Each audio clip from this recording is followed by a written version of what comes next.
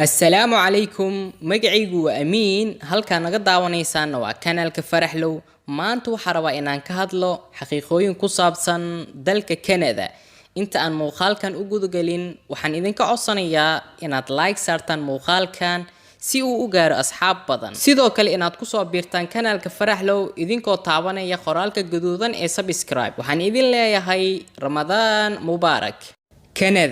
Canada waa dal dhaca ama ku taala waqooyiga qaaradda Ameerika waxayna xuduud la leedahay kaliya hal dal oo lagu magacaabo USA Canada iyo USA waxay wadaagaan xuduudda adduunka ugu dheer waxayna xuduudan dhererkeedu gaaraysaa 8800 kiiloomitir sidoo kale Canada waxay leedahay xeebta adduunka ugu dheer xeebtaas oo dhererkeedu gaaraysa in ka badan 202,000 kiiloomitir Canada waa dalka labaad ee ugu dhulka weyn adduunka badkeeduna wuxuu gaarayaa 9,984,000 kiiloomitir square Canada inteeda badani waa dhul cidla ah oo aan la degnayn sababtoo ah waa dhul aad u weyn waxaana ku nool kaliya 38 milyan oo qof luqadda rasmiga ee looga hadlo Canada waa luqadda Ingiriisiga iyo luqadda Faransiiska Canada waxay ka kooban tahay 10 gobol oo lagu kala magacaabo Alberta Quebec Saskatchewan British Columbia Manitoba Ontario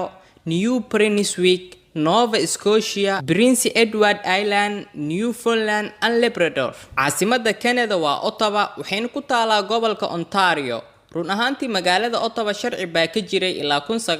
1965 sharcigaas oo ah in dhismaha uusan ka dheeraan karin taabarka nabadda ee baarlamaanka sidaa daraadeed dhismayaasha magaalada Ottawa badankooda ma ahan dhismayaal aad u dhaadheer balse magaalooyinka kale ee dalka Canada waxay leeyihiin dhismayaal aad u dhaadheer sida magaalada Toronto oo kale oo leh dhismayaal aad u dhaadheer Canada waxay ka mid tahay dalalka aadka ugu daa barafka gaar ahaan magaalada Toronto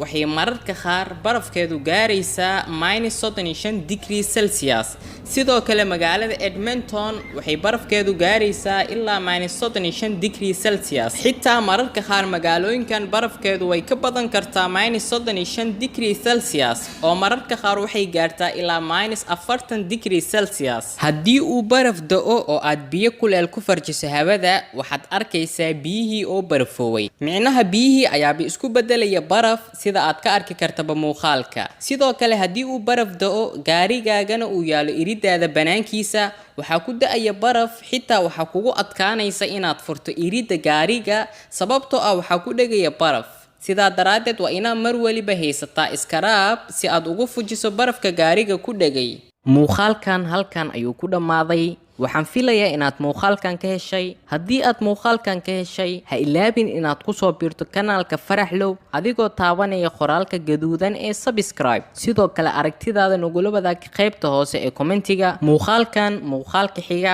waxaan oo rajeynayaa anagoo faraxsan oo caafimaad qabna oo isu xisnay inaan soo laabano mac salaama